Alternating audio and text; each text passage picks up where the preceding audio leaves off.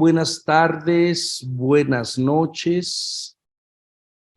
¿Cómo han estado? Ya casi estamos al final de nuestro curso, ya nada más es la próxima semana. Y la verdad que hemos tenido la oportunidad de escuchar a grandes personalidades, ¿verdad? Que de una manera muy particular, muy única, nos han traído la buena noticia del Evangelio de Mateo. Hoy tengo el honor de presentarles a mi amigo, a mi hermano, a un gran biblista mexicano que ha hecho de verdad la palabra de Dios su fuente, su vida, su inspiración, que se ha sensibilizado con grupos minoritarios en defensa de la tierra, de su cultura maya. Le van a notar por ahí el acento, a veces no se le nota tanto, ¿verdad? Muy enamorado de la tierra, de la vida. A Raúl Lugo, es un honor tenerte, amigo, hermano querido. Gracias por tu generosidad, gracias por tu tiempo. Y bueno, aquí estamos. Sé que tu tema de la pasión en el Evangelio de Mateo va a ser muy querida y muy recordada para poder seguir por los caminos del reino. Gracias. Muchas gracias, Manuel. El honor es mío. Agradezco mucho que esta invitación.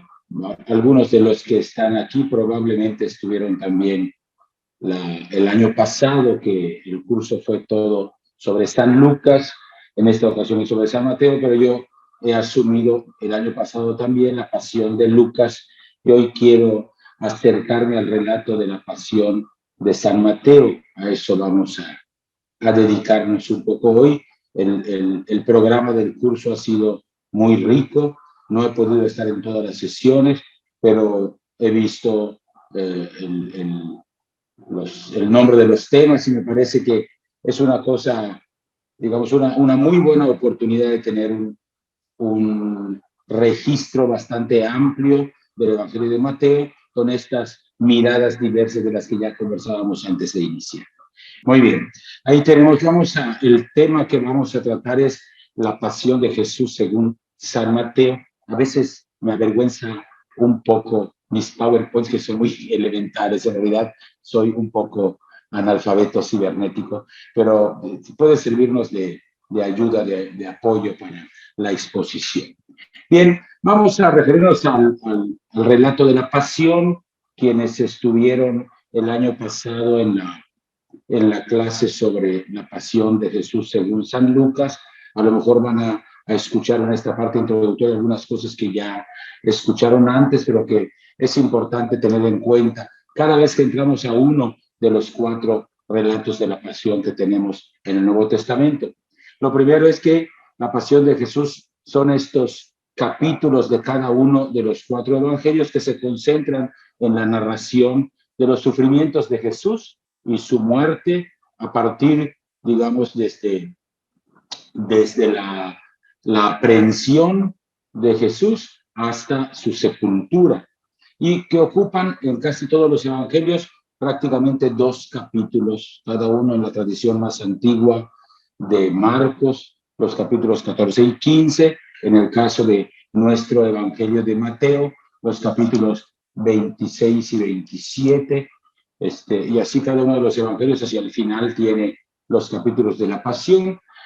La pasión se concentra, como decíamos, en los sufrimientos de Jesús. No son, digamos, las únicas fuentes que tenemos para saber algo de la muerte de Jesús. Hay algunos otros testimonios extrabíblicos, aunque no sean de mucha relevancia, sí nos sitúan un poco en el tiempo. Está este texto de Flavio Josefo, llamado Testimonio Flaviano, tomado del libro de Flavio Josefo, Antigüedades Judías, y que hacia finales del siglo I dice lo siguiente: después que Pilato, prestando oídos a las personalidades más destacadas de nuestro pueblo que lo acusaban, lo condenó a morir en la cruz. No por ello dejaron de amarlo los que en primer lugar le habían dado su amor, y aún hoy día sigue viva la tribu de los cristianos que de él ha tomado su nombre. Esto está situado hacia finales del siglo I. digamos, más o menos el tiempo también de la redacción final del Evangelio de San Juan, de manera que es una etapa bastante temprana, que nos da ya una noticia extrabíblica. La otra, en cambio, es un poco más tardía, a inicios del siglo II, el historiador Tácito, que, digamos, cargado de una animadversión bastante grande contra los cristianos, menciona aquel de quien tomaban nombre, Cristo, ha sido ejecutado en el reinado de Tiberio por el procurador Poncio Pilato. Y se refiere al cristianismo como la execrable superstición momentáneamente reprimida. Irrumpía de nuevo no solo por Judea, origen del mal, sino también por la ciudad, refiriéndose desde luego a Roma, lugar en el que de todas partes confluyen y donde se celebran toda clase de atrocidades y vergüenza. Pero en realidad, fuera de estos elementos extrabíblicos, en realidad nosotros contamos con nuestras fuentes primarias, estos 4 evangelios que constituyen, digamos, nuestra fuente de información más precisa en lo tocante a los detalles del proceso y de la pasión de Jesús desde su arresto hasta su sepultura. Nos preguntamos de cualquier manera en qué medida estos evangelios son testigos dignos de crédito desde el punto de vista de la historia. Y aquí yo siempre recomiendo cuidarse de estos 2 extremos. El primero, considerar estos relatos como composiciones simplemente legendarias, cuya catequesis, cuya única finalidad es teológica, para transmitir un mensaje, o polémica, para dar respuesta a cierto tipo de acusación. Con respecto a este primer extremo, creo que tenemos que darnos cuenta de que los relatos de la pasión son bastante diferentes al resto de los evangelios. Si miramos los evangelios, particularmente los evangelios sinópticos, vemos que los episodios están narrados de forma un tanto artificial. Es decir, son como unidades que fueron después unidas por el evangelista con empalmes literarios. Eso que ocurre, digamos, en toda la vida pública de Jesús, no ocurre en los relatos de la pasión. Los relatos de la pasión respetan el orden histórico: arresto, proceso, doble proceso ante autoridades judías y romanas, y la ejecución. Y los hechos se desarrollan conforme a los hechos, como en una narración continua, lo que hace muy probable que hubiera relatos de la pasión que circulaban ya independientemente antes de la conformación de los evangelios. De manera que estos relatos presentan detalles que con mucha seguridad, por la causa que sea, no han sido inventados. Hay un trasfondo histórico innegable en los relatos de la pasión. Están algunos personajes de quienes conocemos su nombre, como en el caso de Simón de Cirene, y después sabemos que tenía 2 hijos, Alejandro y Rufo, que eran miembros de la comunidad cristiana primitiva. Algunos de las personas que entran dentro del drama, como José de Arimatea, es indudablemente histórico. Nombres de lugares como Getsemaní, el lugar Gábata o Litóstrotos, donde se ejecutó el juicio ante Pilatos, el montículo llamado Gólgota, el hecho de que Poncio Pilato fuera el pretorio del tiempo. Es decir, todo esto nos indica que hay una suficiente cantidad, digamos así, de elementos históricos que tienen que ver con los relatos de la pasión. Y algunos elementos, además, chocarían si no fueran históricos, como por ejemplo el famoso grito de Jesús desde la cruz en su experiencia de abandono del Padre, o simplemente el mismo hecho de que Jesucristo es presentado en una ejecución colectiva. Es decir, según la tendencia del Evangelio de resaltar la persona de Jesús, si la cosa hubiera sido artificialmente construida sin ninguna relación con el hecho histórico, probablemente tendríamos un calvario con una sola cruz, como para concentrar todo el misterio. Pero no, todos los relatos presentan que Jesucristo fue ejecutado en una ejecución colectiva, ¿no? Bueno, muchas de estas cosas, digamos, tienen que ver con este primer extremo, pero debemos prevenirnos del segundo extremo: considerar los relatos de la pasión como si fueran reportajes en vivo, algo que se pareciera un poco a lo que hacen ahora los noticiarios de la televisión, una cámara que están captando en este momento preciso lo que ocurre. No, los relatos de la pasión no son una simple transcripción de hechos, contienen detalles que los diferencian un relato de otro, y en algunos casos no son cosas menores en cuanto a su importancia. Por ejemplo, el episodio de Jesús conducido ante Herodes Antipas, que es propio solamente de Lucas, o la intervención de la mujer de Pilato, que es solo del Evangelio de San Mateo, muestra que a pesar de que hay un trasfondo común en estos 4 relatos de la pasión, cada uno de los evangelistas tiene registros particulares de los hechos. Está el hecho de que en un mismo episodio, por ejemplo, las referencias de los evangelios no coinciden. Por ejemplo, en Juan, las mujeres discípulas están en el Calvario al pie de la cruz, dice. De hecho, Jesús puede desde arriba decirle, está María Magdalena y su madre abajo. En Marcos, en cambio, las mujeres parecen mantenerse a distancia y contemplar la ejecución de lejos. Pero por si fuera poco, hay también elementos fundamentales en la transmisión de los relatos de la pasión que no coinciden. Por ejemplo, los 3 sinópticos sitúan la crucifixión el mismo día de la Pascua, después de que Jesús habría celebrado la cena pascual con sus discípulos.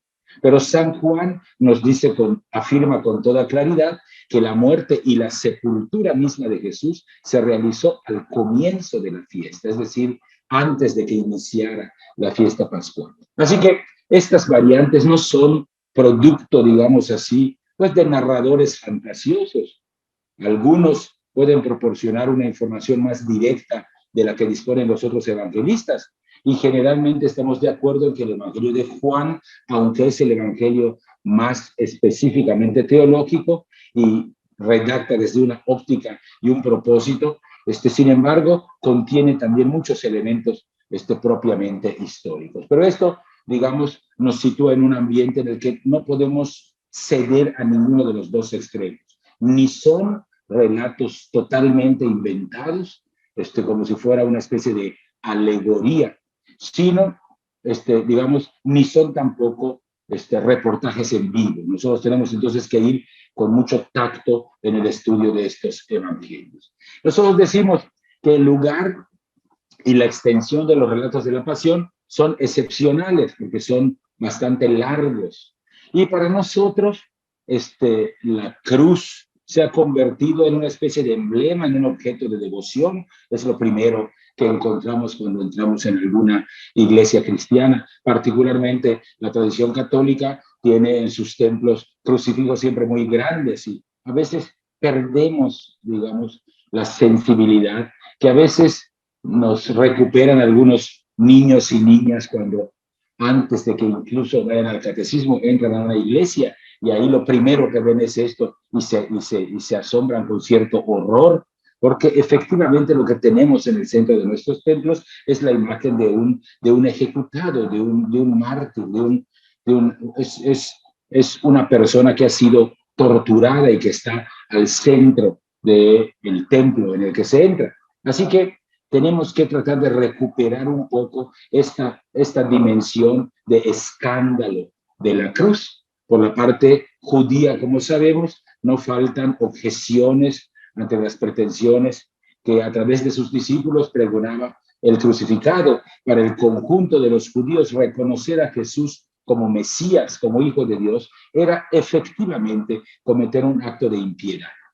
Es difícil, antes de la experiencia de la Pascua, encontrar en los libros o en los textos del Antiguo Testamento alguna garantía de que a Dios se le hubiera ocurrido esta crudelísima innovación, es decir, que la realización de su misterio salvífico atravesara este acontecimiento horrendo, la ejecución violenta de su profeta principal.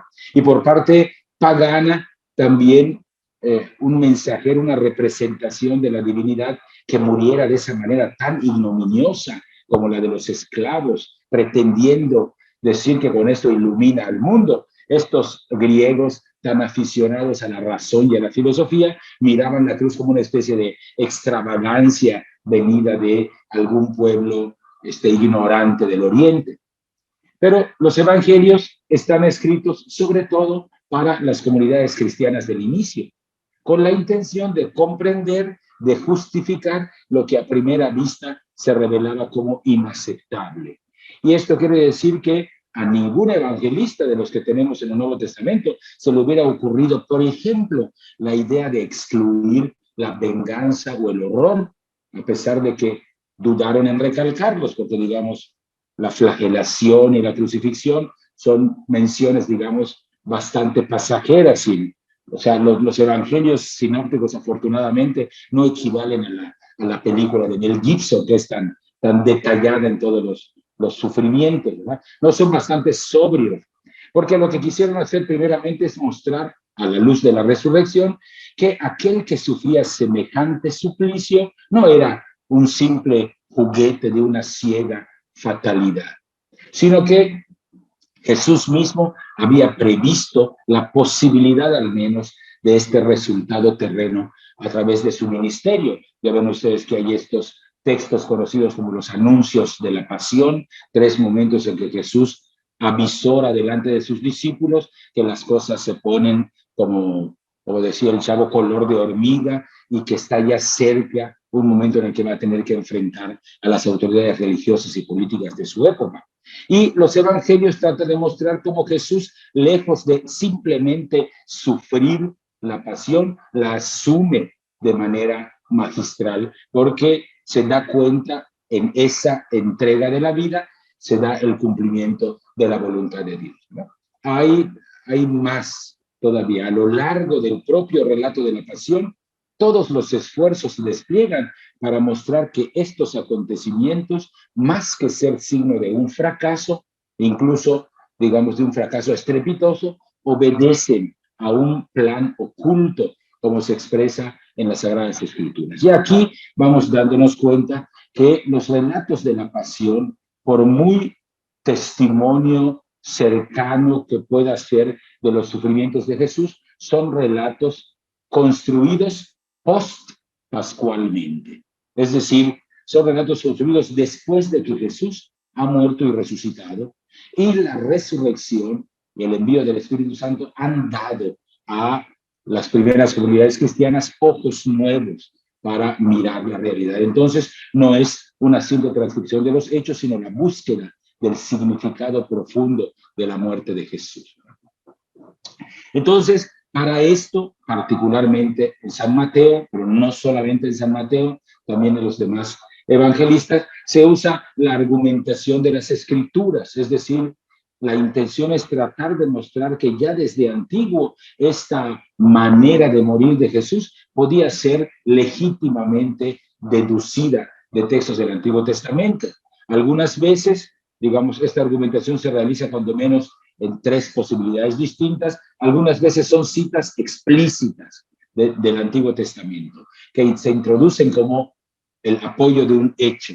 Nosotros vamos a estudiar de cerca el Evangelio de Mateo, vamos a ver allá, por ejemplo, la compra del campo del alfarero con el precio de la entrega de Jesús, que nos cuenta Mateo 27, 9 al 10, y que está inspirado, o vamos a ver evidentemente en un texto del profeta Zacarías, o el reparto de los vestidos en San Juan. Otras veces las alusiones no son explícitas, no se cita directamente la escritura, pero en el relato se introduce en el propio texto, se redacta tomando las palabras de la Biblia, como por ejemplo, digamos, el momento clave del grito de Jesús desde la cruz antes de padecer, digamos, antes de morir: Dios mío, ¿por qué me has abandonado?, que es la cita del Salmo 22. Y por último puede ocurrir que no hay ninguna cita, ni siquiera ninguna alusión, pero el hecho está contado de tal manera que uno nota la modificación del hecho para que se convierta en cumplimiento de las Escrituras. Por ejemplo, el momento en el que Jesús bebe, en Mateo 27, 34, bebe como si fuera un narcótico, una mezcla de vino y de hiel. Pero la hiel aparece en Mateo, no en Marcos. Y aparece en Mateo, porque Mateo mira en esta acción el cumplimiento del Salmo 69, 22, que habla de que se tiene que beber la hiel. Entonces, por eso el relato muestra a Jesús probando la bebida, mientras que en Marcos la bebida es rechazada. Pero si no la tomaba, no iba, digamos, a quedar cumplida, por así decir, la profecía del Salmo 69, 22. Entonces, esto lo propongo antes de entrar en materia como un dato introductorio para que veamos cómo la tradición narrativa sobre la pasión de Jesús se va construyendo a partir de una tradición en la que cada evangelista proyecta sus propias preocupaciones y tendencias, sus desvelos, piensa en la comunidad a la que le está escribiendo y se siente en libertad de meter matices, de hacer acomodos que le permitan a esa comunidad comprender en su dimensión plena qué es lo que está ocurriendo cuando miran a Jesús morir. En lo que concierne a la investigación histórica, los evangelios sinópticos tienen un valor innegable, pero habitualmente Mateo y Lucas en el relato de la pasión siguen el esquema original, el esquema más antiguo, que es el de Marcos, que es la fuente primaria. Así que esto lo vamos a tener en cuenta como parte de nuestro propio estudio. Aquí les coloco yo un poco este esquemita que seguramente todos ya conocen mucho, pero que deberemos tener en cuenta para el estudio que vamos a realizar del relato de la pasión de Mateo. A este esquema le llamamos la teoría de las dos fuentes, es decir, las investigaciones de los 4 evangelios, pero particularmente de los 3 primeros evangelios, los evangelios sinópticos, han ido revelando cada vez más que la conformación de los evangelios tiene 2 fuentes más antiguas, digamos así, originales en cierto sentido, o primarias, que son Marcos y la fuente Q. No voy a detenerme mucho en esto porque seguramente todos los participantes saben bien a qué me refiero con la fuente Q. Para decirlo con, digamos, palabras muy sencillas, Lucas y Mateo parecen contener en el conjunto de sus evangelios el esqueleto original de Marcos al que le añadieron otras cosas. Por tanto, cada vez que encontramos en Lucas y Mateo cosas que están contadas de manera muy parecida, entonces decimos lo tomaron de Marcos. El problema es que hay muchas veces en que vemos que Lucas y Mateo coinciden, a veces hasta en la construcción misma de la sintaxis de las frases, y sin embargo no toman esa información de Marcos. Entonces suponemos que lo toman de otra fuente, una fuente que no conocemos, que es conocida como la fuente de los dichos, o también llamada fuente Q. Esto nos permite, a la hora de mirar de cerca los relatos de la pasión, ubicar un poco. En el caso nuestro, que vamos a ver el Evangelio de San Mateo, nos interesa mucho qué cosas Mateo cuenta tomándolas de Marcos, y en cambio las otras cosas, averiguar si son tomadas de la fuente Q o si son aportaciones propias de Mateo, como muestro ahora en este esquema un poco más ampliado. Además, digamos, de que Lucas y Mateo toman de Marcos y de Q, cada uno tiene sus fuentes especiales y esto le da a cada uno de los relatos de la pasión su característica fundamental. Así que nosotros, yo estaré, digamos, mencionando continuamente en el estudio del Evangelio de San Mateo esta realidad de dónde es probable que Mateo haya tomado su material, y en cambio subrayar aquello que es específico de Mateo, porque eso nos permite, digamos, tener la mirada propia de Mateo y qué es lo que aporta él de manera especial al evangelio que vamos a estudiar, ¿no? Muy bien, esta teoría de las dos fuentes y la pasión es importante porque una lectura muy rápida de los evangelios de la pasión nos muestran que hay 3 episodios que tiene Lucas, pero que no tiene Mateo.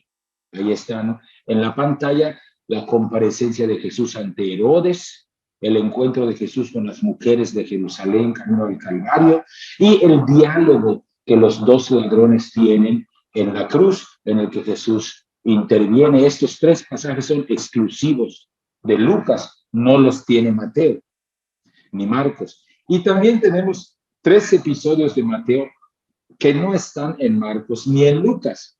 El anuncio previo de la crucifixión en labios de Jesús, el final trágico de Judas, el suicidio de Judas, que en los evangelios el único que lo cuenta es Mateo, y la comparecencia de guardias a las puertas de la tumba, también exclusivo de Mateo.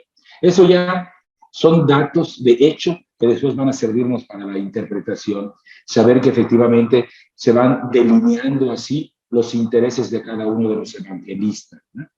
Y esto no debe asombrarnos.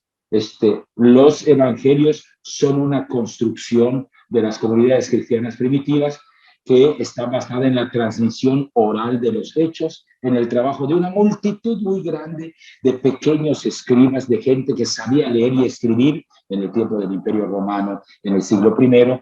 Prácticamente el 92% de las personas no sabían leer y escribir, solamente un 8% lo hacían. Así que solían estos que sabían leer y escribir prestar el servicio de capturar el relato oral de alguna parábola, de algún milagro de Jesús, de alguno de sus discursos.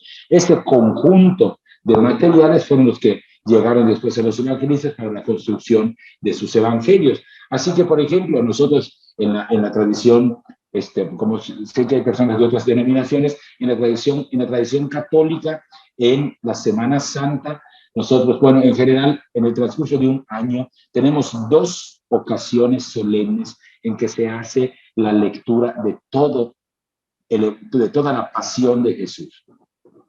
El Viernes Santo, en la celebración de los oficios de la Pasión, se hace cada año la lectura de la Pasión según San Juan, mientras que el Domingo de Ramos, el domingo que inicia la Semana Santa, se va leyendo en cada uno de los 3 años una de las versiones, Mateo, Marcos y Lucas, ciclos A, B y C. Entonces tenemos estas 2 lecturas solemnes, pero además en la tradición católica, particularmente en algunos pueblos en América Latina, al menos aquí entre nosotros en México y yo que trabajo aquí con los mayas, les gusta mucho. Es una tradición que han introducido en el Viernes Santo después del Vía Crucis que se hace en muchos lugares. Hay muchos lugares en los que se acostumbra la predicación de las 7 palabras, que es una especie de predicación, de sermón, de arenga, que el predicador hace el Viernes Santo antes de los oficios y que recuerda las 7 frases que Jesús habría dicho desde la cruz. La sorpresa está en que estas 7 palabras no las encontramos, las 7, en ninguno de los evangelios. Marcos y Mateo solo mencionan a Jesús gritando, Dios mío, ¿por qué me has abandonado? Y las demás palabras de Jesús están distribuidas en los otros evangelistas. Lucas recoge 3, perdónalos porque no saben lo que hacen, la frase dirigida al ladrón que está a su derecha, hoy estarás conmigo en el paraíso, y la frase de la muerte, Padre, en tus manos encomiendo mi espíritu. Juan, en cambio, trae otras 3 frases dichas por Jesús desde la cruz, la entrega de su madre al discípulo amado, a la discípula amada, la frase tengo sed, que es una frase que tiene resonancias veterotestamentarias, y su frase final, todo está cumplido, todo está terminado. Así que ni siquiera en esto, digamos así, tenemos el conjunto. Así que ninguno de los evangelios contiene las 7 palabras juntas. Esto demuestra, y con esto quiero terminar la parte introductoria, esto demuestra que los evangelistas no han querido reproducir fielmente lo ocurrido en la cruz, sino más bien han querido presentar cada uno su punto de vista y su manera de interpretar el sentido de la muerte de Jesús y su actitud misma. Un último detalle antes de entrar directamente al estudio de la pasión es el de la comunidad, que es la receptora de esta tradición de Mateo. Se trata de una comunidad que tiene, digamos, un ingrediente de tradiciones judías muy grande. Por eso pensamos, o la mayor parte de los especialistas piensan que tanto el evangelista, que es probablemente judío de nacimiento, de educación y de cultura, algunos con mucha libertad se sienten para llamarlo un escriba que se convirtió, podemos distinguir cómo muestra a Jesús como el intérprete autorizado de la ley, coloca su relato en un marco específicamente judío. Por tanto, pensamos que también la comunidad a la que escribe está compuesta de judeocristianos que han aceptado a Jesús como Mesías, los llamados judeomesiánicos. Y está, digamos, en medio de una gran polémica. El Evangelio está escrito, digamos así, entre los años 80 y 90 de nuestra era. Es una etapa difícil para, digamos, lo que queda del movimiento muy plural que tenía el judaísmo en tiempos de Jesús. Nosotros alcanzamos a ver en los sinópticos varios grupos. Flavio Josefo también habla de ellos: fariseos, saduceos, esenios, celotas, bautistas, etc. Esta pluralidad del judaísmo del tiempo de Jesús, que permitía a diferentes grupos incluso mantener algunos de los elementos de la fe sostenidos de manera diferente. Sabemos, por ejemplo, que los fariseos aceptaban un poco más la lista amplia de textos considerados inspirados en el Antiguo Testamento, mientras que los saduceos se referían solamente a los 5 primeros libros de la Biblia como escritura inspirada, y sin embargo no se descalificaban unos a otros, entraban dentro de un marco bastante más plural del que nos imaginamos. Los fariseos, por ejemplo, cultivaban una estructura de angelología, creían en ángeles y demonios mucho más que los saduceos, que eran más secos y que no creían, entre otras cosas, en la vida después de la muerte. Así que esto nos sitúa un poco, el Evangelio de la Pasión que vamos a estudiar, nos sitúa en el marco de una iglesia que entró en confrontaciones con el judaísmo oficial.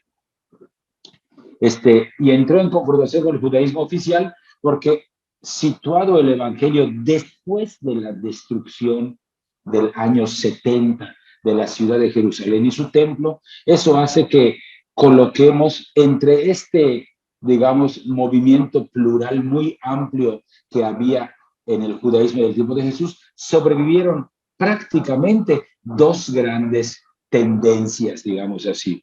Y las tendencias son el fariseísmo, que sobrevivió después de la destrucción de Jerusalén, y el cristianismo, es el movimiento de los creyentes en Jesús como Mesías. Así que esto, digamos, plantea una cierta dificultad en el Evangelio que va a aparecer a cada rato. Nosotros escuchamos, por ejemplo, un poco antes de que comience la Pasión, en el capítulo 23 del Evangelio de San Mateo, un discurso bastante virulento de Jesús en contra de los fariseos. El discurso de los ayes, le llamamos, ¿no? El capítulo 23, ay de ustedes, escribas y fariseos hipócritas que hacen tal cosa. Y la imagen que se nos da de los fariseos en ese capítulo, pues es tremenda. Digamos, Jesucristo ejerce una crítica implacable en contra de los fariseos, pero no hemos de pensar que esta especie de condena de Jesús al fariseísmo corresponde al nivel histórico de la relación de Jesús con los fariseos, sino que refleja un poco la polémica que está viviendo la comunidad cristiana en el tiempo en el que el Evangelio de San Mateo se escribe, entre los años 80 y 90, en que los judíos han comenzado a expulsar a los cristianos de sus sinagogas. Para eso es que le pongo este último punto de la Filmina. Tenemos que recordar que poco antes de la caída de Jerusalén, algunos fariseos lograron huir de la ciudad, y ahí en la ciudad de Jamnia, Yavne, tiene varias maneras de pronunciarse, sea en hebreo o en árabe. En esta ciudad situada al sur de Jaffa, esta comunidad de fariseos, después del año 70, librándose, digamos así, habiéndose liberado de la matanza, ahí cobró, digamos así, nueva vida el judaísmo palestino. Los judíos trataron de cerrar filas, digamos así, de arreglar las diferencias entre las escuelas rivales, de fijar un calendario común para las fiestas, de promover cómo debería estar ordenado el culto sinagogal y terminar de definir qué libros se aceptaban como inspirados y cuáles se eliminaban de las listas. Había ya cuando menos 2 listas que servían. Algunos tenían una lista más larga, que es la que heredamos los cristianos, otros tenían una lista más corta, que fue por la que después se decidieron los judíos. Pero digamos, este marco polémico se manifiesta en gran parte en el Evangelio, porque los 2 grandes movimientos sobrevivientes del judaísmo del tiempo de Jesús, después de la destrucción del año 70, fueron las derivaciones del fariseísmo y el cristianismo.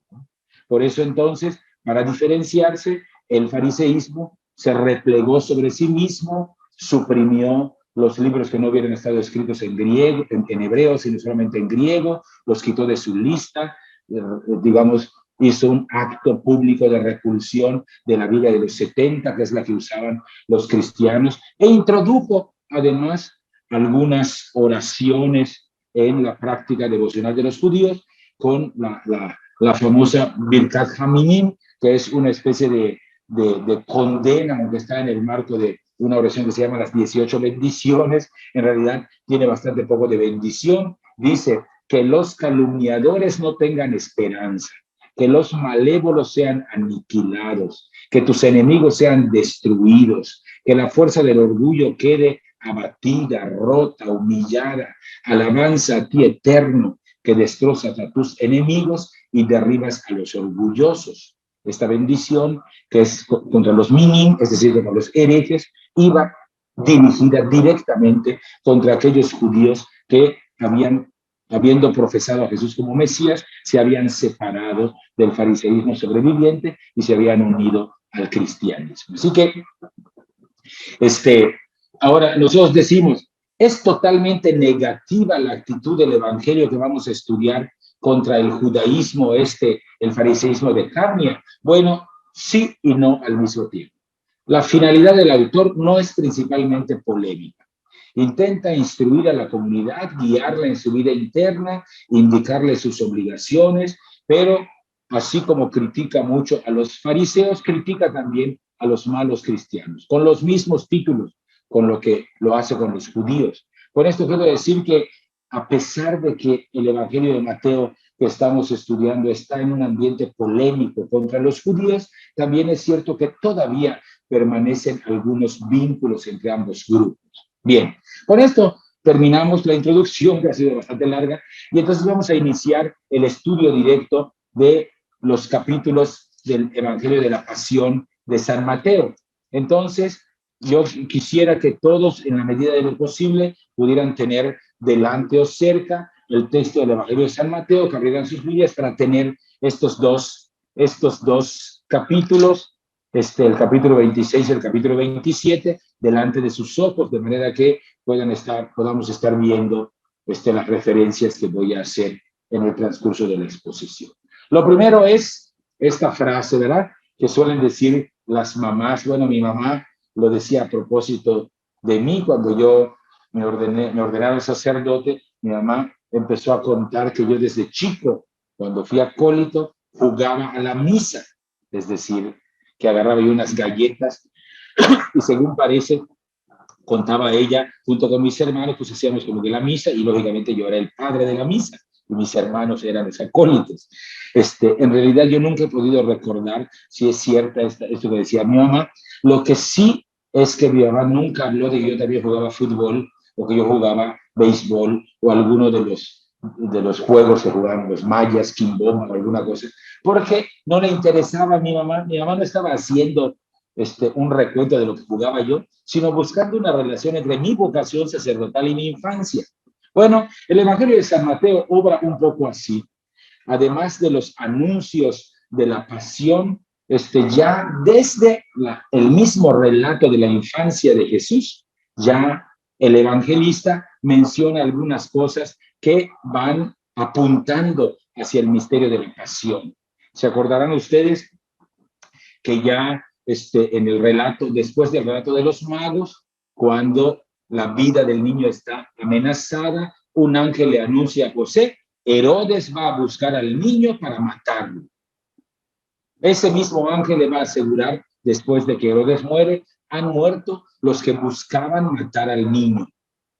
Así que estos mismos términos, buscar para matar, vuelven a aparecer en el relato de la pasión, como si el evangelista quisiera extender una vinculación entre la infancia de Jesús como prefiguración, ya digamos así, de lo que iba a sufrir en su muerte, algo de lo que hacen también los villancicos de herencia española que tenemos, que siempre hablan mucho de que de la cuna en los villancicos, pero mencionando que con la misma madera se puede hacer la cruz, ¿no? Es decir, esta relación íntima entre una pasión anunciada, prefigurada. Están también, claro, los tres anuncios de la pasión que Mateo hereda de Marcos, y están también dos, en el cuerpo del Evangelio, dos comentarios propios de Mateo, un oscuro signo de Jonás, que Mateo 12:40 aplica a la estancia de Jesús en el ámbito subterráneo de los muertos, y la reconsideración de Juan Bautista como Elías resucitado, digamos así, que es otra forma de llamar a Juan Bautista, que son para el evangelista una ocasión para anunciar que el Hijo del Hombre también tendrá que sufrir como sufrió Juan Bautista. Entonces estos, digamos, son como en el conjunto del Evangelio antes ya se menciona algo de la pasión, y entramos al relato mismo al que vamos a dedicarnos en este último tiempo que tenemos. Yo ya puse la alarma a las, bueno, yo no sé qué hora es allá, pero aquí son 18:48, a las 19:30 para poder dejar una media hora para que podamos comentar eso. Así que voy a tratar de ir un poco más rápido. Aquí está el relato de la pasión, dividido, digamos así, en los acontecimientos, más bien siguiendo el lugar donde los acontecimientos ocurrieron. Después de los preámbulos está la fiesta de la Pascua, después la oración en el Monte de los Olivos con la aprehensión del maestro, está después lo que ocurre en la casa de Caifás, es decir, el primero de los procesos jurídicos contra Jesús ante el Sanedrín, después el proceso ante Pilato, y después lo que ocurre ya en la muerte de Jesús en el Gólgota, y después el sepulcro. Estos son, digamos así, una división en 7 grandes pasajes, 7 secciones, digamos así, que nos van a servir un poco para el estudio. Bien, la primera sección son los preámbulos, ocupan el capítulo 26, versículos del 1 al 16. Hay 4 episodios. Yo voy a hacer con estos episodios lo mismo que voy a hacer con los demás. Voy a fijarme sobre todo en aquellos episodios que son exclusivos de Mateo, porque lo que queremos, digamos, llegar a comprender es cuál es la visión que Mateo tiene del misterio de la pasión de Jesús. Aquí están los 4 episodios. Jesús anuncia su crucifixión, el complot de las autoridades para matarlo, la unción en Betania como anuncio de su sepultura, y el trato de Judas con las autoridades para, digamos, para entregar a Jesús. Así que Mateo, pues como podemos ver aquí, pues sigue prácticamente el esquema de Marcos, ¿no? Pero voy a fijarme yo en aquellas cosas en las que se separa. Y en las que se separa es el primero de los elementos. Jesús anuncia su crucifixión. Ahí está un poco, pueden ver ustedes, la diferencia entre el texto de Marcos y el texto de Mateo. En Marcos el relato comienza con la confabulación de las autoridades. Mateo, en cambio, introduce unas palabras propias de Jesús, como si Mateo tuviera una intención de mostrar ya desde el principio que el Señor conocía lo que iba a ocurrir. Este detalle, digamos, aparece como fundamental en el caso del relato de Mateo para comprender el sentido de la pasión. Mateo presenta la pasión no como algo que le ocurre a Jesús sin darse cuenta, sino que desde el principio lo pone como consciente de lo que va a pasar. Ya lo había anunciado a lo largo de su vida, como lo dijimos antes, ahora lo afirma una vez más cuando ya están cerca los acontecimientos. Al mismo tiempo, estas palabras suponen en Jesús la decisión de aceptar su destino. En casos normales, digamos así, cualquier persona que supiera que le va a ocurrir una desgracia, pues hace lo posible por evitarla. Jesús no aparece evitando desde el inicio esto, se limita a constatarla. Curiosamente, las palabras que Mateo le pone en la boca no hablan de la resurrección, no desciende a detalles, solo dice, ustedes saben que la Pascua cae dentro de 2 días, el Hijo del Hombre será entregado para ser crucificado. Esta es la nota propia de Mateo con la que quiere iniciar el relato de la pasión. Es Jesús mismo el que anuncia esto. Y después, el otro elemento que es propio de Mateo es el trato de Jesús con Judas. Este cuarto episodio de los que mencionaba, es también, digamos, tiene un matiz particular. Judas vende a Jesús y tiene algunos detalles muy propios Mateo en esto. Según Marcos, Jesús habría acudido a los sumos sacerdotes para entregarlo, pero no pide una recompensa por ello. Son los sacerdotes los que se ofrecen a darle dinero, como ven ustedes en el texto de Marcos que está arriba en la pantalla. En Mateo, en cambio, Judas es el que busca desde el comienzo una recompensa. La recompensa es fijada por los sacerdotes en 30 monedas, pero el que quiere el dinero desde el inicio es Judas. ¿Por qué ofrece Mateo estos matices? Mi opinión es que Mateo ofrece esto con 2 motivos. El primero, está muy de acuerdo con la mentalidad que advertimos en su evangelio, que quiere denunciar la corrupción que provoca el afán de riqueza. En este caso, Mateo, en el relato de la pasión, sobre todo en este asunto de Judas, se sitúa mucho más en la línea de los profetas del Antiguo Testamento, que critican mucho cómo el afán de riqueza puede llevarnos a la perdición. Numerosos textos proféticos dejan clara la validez de aquella frase de Francisco de Quevedo, el poeta español: poderoso caballero es don dinero, como si toda la gente se inclina delante del poder del dinero, se vende al dinero, y son muchas las víctimas de la ambición. A esta larga lista se añade ahora Jesús, que resulta, digamos, condenado a muerte por la traición de un amigo que tiene un interés grande en el dinero. La parábola del sembrador decía que el afán del dinero ahoga la palabra de Dios y la hace estéril. Ahora nos encontramos con que no solo ahoga la palabra de Dios, sino que también pretende matarlo, en este caso a Jesucristo como palabra del Padre. Así que este detalle, digamos así, del episodio de la muerte de Judas, que vamos a estudiar después, tiene que ver con esto de lo que estoy hablando ahora. Ya lo recordaré cuando lleguemos a este momento. Entonces, estas 2 cosas ya desde el inicio de la pasión sitúan el Evangelio de Mateo como un evangelio en el que Jesús parece ir al cumplimiento de las profecías y entra a su pasión con una lucidez extraordinaria, es decir, sabe qué es lo que va a ocurrir, no en el sentido, como decimos, que porque era Dios sabía todo, ¿no? Sino en el sentido, digamos, práctico, de que es una persona que entra al misterio de su sufrimiento, consciente de que va a padecer y, diríamos en palabras mexicanas, sin rajarse, ¿verdad?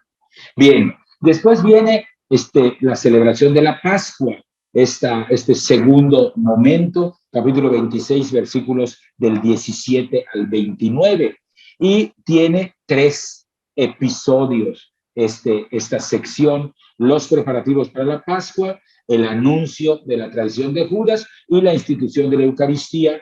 Pero en este caso no vamos a detenernos, porque prácticamente Mateo sigue en todo esto casi exactamente la línea de Marcos, de manera que no tiene ningún matiz que nos ayude a distinguir si aquí Mateo tiene algún interés particular. Así que lo miramos como este segundo momento, pero no vamos a abundar mucho más en esto. El tercer momento es el del Monte de los Olivos, capítulo 26, versículos 30 al 56. También tiene, ustedes pueden ir siguiendo esto en la Biblia que tienen delante de sus ojos, 3 episodios principales que constituyen esta sección: el anuncio de la traición de los discípulos y de la negación de Pedro, los versículos 31 y 35, la oración en el huerto, versículos 36 al 46, y el arresto de Jesús del 47 al 56.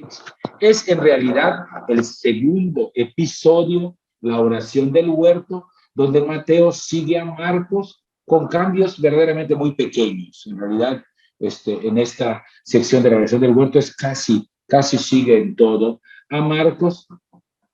Ni en Marcos ni en Mateo aparece el sudor de sangre, que es exclusivo de Lucas. Lo que nos muestra que el relato no pretende solo contar lo ocurrido, sino quiere ser un relato también pedagógico para los cristianos.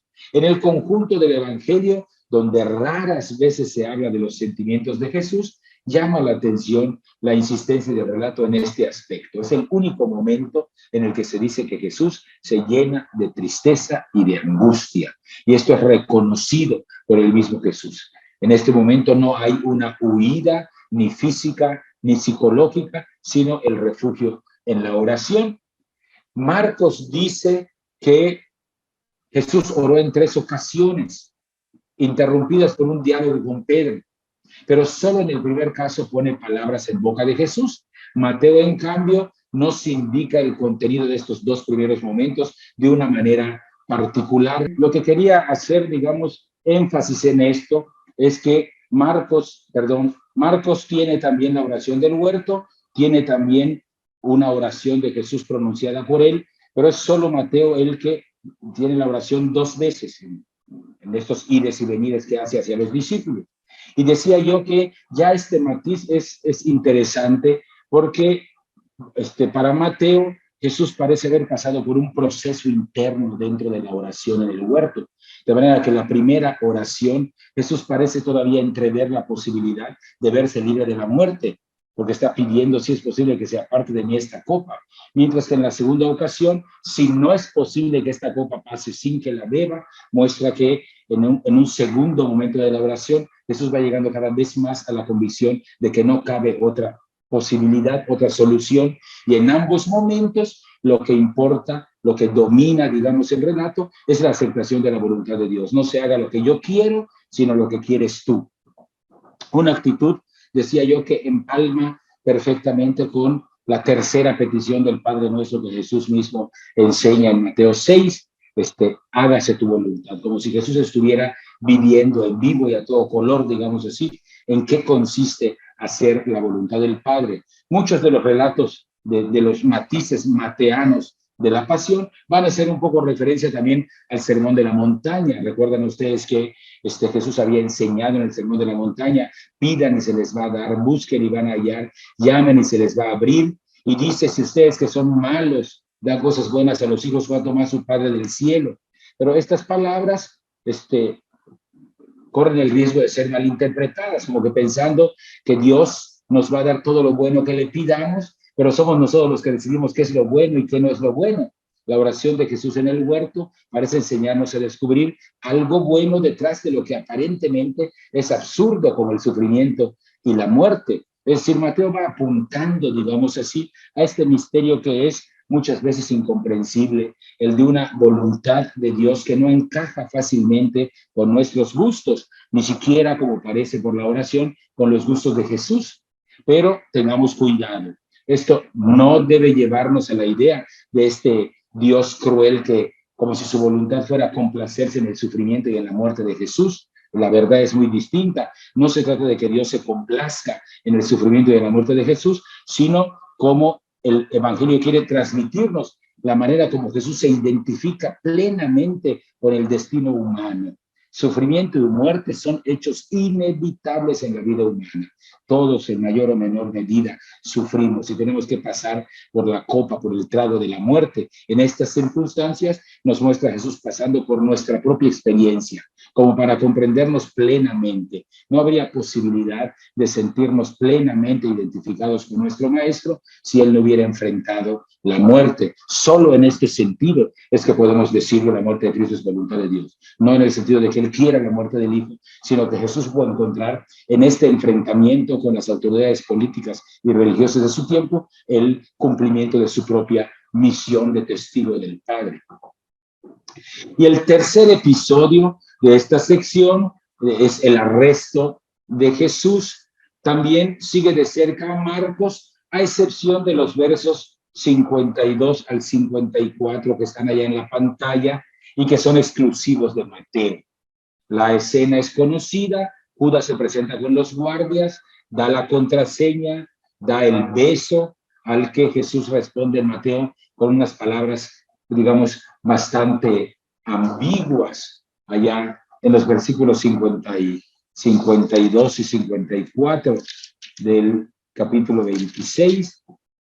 Lo pueden ver ustedes. Dice, de inmediato se acercó a Jesús y le dijo, te saludo, maestro, y lo besó. Y Jesús respondió, amigo, ¿hasta dónde has llegado? En esta traducción de la Biblia de la Iglesia en América. Estas palabras preceden a la aprehensión. No tienen el dejo de reproche de Lucas, que Lucas es el que dice, con un beso entregas al hijo del hombre, pero sí tiene la palabra amigo, que va a ser bastante importante, como vamos a ver después. Bueno, viene el prendimiento, los que están con Jesús, hieren con su espada al siervo del sumo sacerdote, y Mateo introduce estos versos propios, que son una instrucción a los discípulos sobre la violencia, pero de una violencia muy peculiar, la que se ejerce para defender a Jesús, y la denuncia como muy peligrosa humanamente, ¿no? Vuelve la espada a tu lugar, los que empuñan espada, a espada morirán. En este caso, el recurso a la violencia impediría además, como dice Jesús, el cumplimiento de las Escrituras. Así que es curioso que esta instrucción solo se encuentre en el Evangelio de Mateo. Probablemente indica que hay un problema candente en la comunidad de Mateo frente a los ataques y las críticas de los judíos que no aceptan el evangelio y que los han expulsado de las sinagogas. Puede haber, digamos, un cierto ánimo en la comunidad, pues de tratar de usar la violencia para defender, entre comillas, los derechos de Jesús, ¿no? Pero Mateo parece decir, ni siquiera en este caso, que puede parecer justificado, es ilícito el uso de la violencia. En ese sentido, hay esta comunicación entre este deseo de Jesús de no utilizar nunca la violencia, a lo que él mismo había dicho en el capítulo 5 de su propio evangelio, en el discurso del monte, a propósito de la no violencia como una característica particular de los discípulos, ¿no? Esto en el marco del arresto. Pasamos a la siguiente escena, en la casa de Caifás, los versículos del 57 al 75 del capítulo 26. 2 episodios forman esta sección: el juicio ante el Sanedrín y las negaciones de Pedro. Quisiera decir una palabra, aunque sea muy breve, a propósito del Sanedrín, porque es importante que lo sepamos para situar bien el contexto jurídico en el que Jesús pasa este primer proceso. El Sanedrín está conformado por 71 personas, el sumo sacerdote a la cabeza y 70 personas más, distribuidas en 3 grupos. Los sumos sacerdotes, que son los que fueron sumos sacerdotes y permanecían todavía vivos, o las familias de los sumos sacerdotes, y también algunos de los sacerdotes de la clase alta, el encargado del ejército del Sanedrín o el encargado de los sacrificios o de los turnos de los sacerdotes. Están también los ancianos que representaban a la aristocracia laica, es decir, los grandes ricos y terratenientes que eran judíos piadosos, pero que no tenían acceso al culto del templo porque no eran de la tribu de Leví, y que se acercaban, digamos, a los sumos sacerdotes y que eran admitidos a conformar el Sanedrín, y los escribas, que eran, digamos, un grupo bastante más pequeño, no sabemos si sobrepasaban los 5 o 6 personas, pero que tenían digamos así, el know-how, como se dice ahora, ¿no? Que sabían cómo aplicar los preceptos de la ley mosaica en los casos jurídicos que se les presentaban. La autoridad del Sanedrín en tiempo de Jesús estaba, digamos, limitada aunque era un tribunal amplio, que tenía otros tribunales inferiores repartidos por toda Judea. Podían ver la mayor parte de los casos civiles y criminales sin intervención de Roma. Sin embargo, los tribunales judíos no podían decidir, como ya sabemos, sobre la ejecución de un delincuente. En esas ocasiones, Roma solía tener la última palabra. Pero, sin embargo, hay un caso excepcional contado en el libro de los Hechos de los Apóstoles, el martirio de Esteban, como sabemos, en donde no parece haber preguntado a Roma nada para apedrear a Esteban. Entonces, hay una discusión de si las causas de muerte venían directamente, digamos así, de transgresiones a preceptos de la ley mosaica. Entonces, algunos grupos de judíos se sentían con la libertad de pasarse por encima de Roma y ejecutar esto, pero eran casos, digamos, excepcionales. El Sanedrín era el foro competente para la toma de decisiones judiciales y las medidas administrativas, digamos, fuera de los casos que estaban reservados al gobernador romano. Para todo lo demás, era un tribunal competente para decidir. A pesar del dominio romano, el Sanedrín tenía un grado bastante notable de independencia. No solamente ejercitaba la jurisprudencia civil, sino que también administraba justicia, contaba con una fuerza, con una policía, digamos así, independiente, que tenía consecuentemente el derecho de practicar detenciones, como sabremos después por el libro de los Hechos, que Pablo solicitó al Sanedrín esta posibilidad para ir a capturar, digamos así, judíos mesiánicos, en el momento en el que va a ocurrir después su conversión, ¿no? Bueno, ya les digo, es objeto de debate si podía ejecutar en algunos casos sentencias capitales. Regularmente esto se limitaba al gobernador romano. Pero ¿cuál era, digamos, su principal limitación? Era que ellos en algunos casos de pena capital no podían realizarla sin Roma. Roma, en cambio, no necesitaba ni siquiera informarle a la autoridad judía para sospechar un delito político e intervenir, ¿no? Aquí les pongo una representación aproximada de el Sanedrín, de sus sesiones. Los días festivos no había sesión, mucho menos en sábado, y dado que en los casos criminales no se podía dictar sentencia sino hasta el día siguiente, los casos de pena capital, es decir, que podían ser condenados con la muerte, no se hacían en víspera de sábado o en víspera del día festivo. Así que no es posible determinar que todos estos detalles que nosotros tomamos de la Mishnah y que fueron recogidos después por el Talmud, se remontaran a tiempo de Jesús, pero nos ayudan a hacernos una idea. Los juicios se celebraban en el día.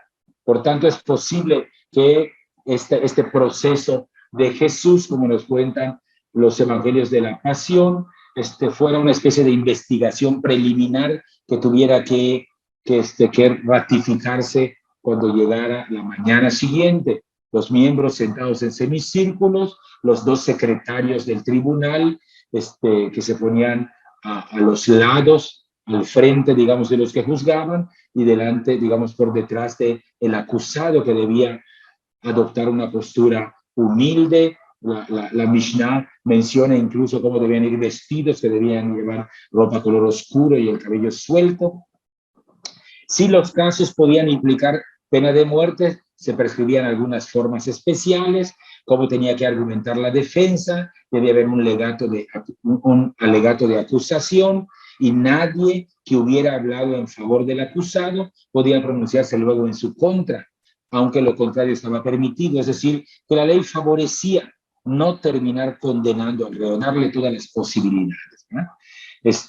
Así que las sentencias absolutorias, por ejemplo, se pronunciaban el mismo día del juicio y ya se aplicaban inmediatamente, pero en cambio cuando se condenaba, sobre todo condena a muerte, tenía que diferirse hasta el día siguiente la dictaminación, digamos.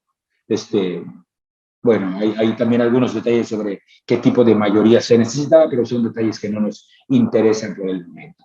Así que en el juicio de Jesús, el primer episodio comienza con dos noticias muy breves. El traslado de Jesús, que es llevado a la casa de Caifás, y una segunda noticia sobre el hecho de que Pedro seguía a Jesús, ¿no? Que va a servir después para el momento en el que él va a negar a su maestro. El relato del juicio lo podemos dividir en dos secciones también. La presentación de numerosos testigos falsos, cuyo testimonio en realidad no sirve de gran cosa, deja el problema sin resolver. Y en la segunda parte, la toma de la palabra del sumo sacerdote. Él es el que al final termina interrogando y acusando, y se llega a la condena a muerte de todo el Sanedrín. Esta primera parte supone un esfuerzo descarado, digo yo, de condenar a Jesús. Es decir, las acusaciones falsas que no se concretan.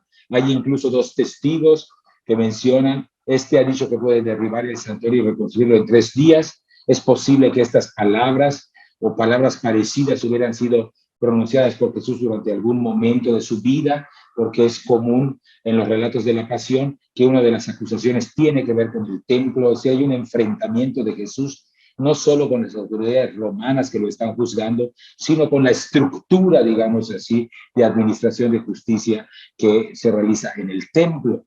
Es posible que estas palabras, digamos, hayan sido pronunciadas por Jesús en algún momento, alguna cosa dicha contra el templo, porque reaparecen otra vez en el relato de la cruz, y también Juan las trae, aunque sea con sentido alegórico, allá en el capítulo 2 de su evangelio, cuando después de la expulsión de los mercaderes, él dice: derriben este templo, lo reconstruiré 3 días, ¿no?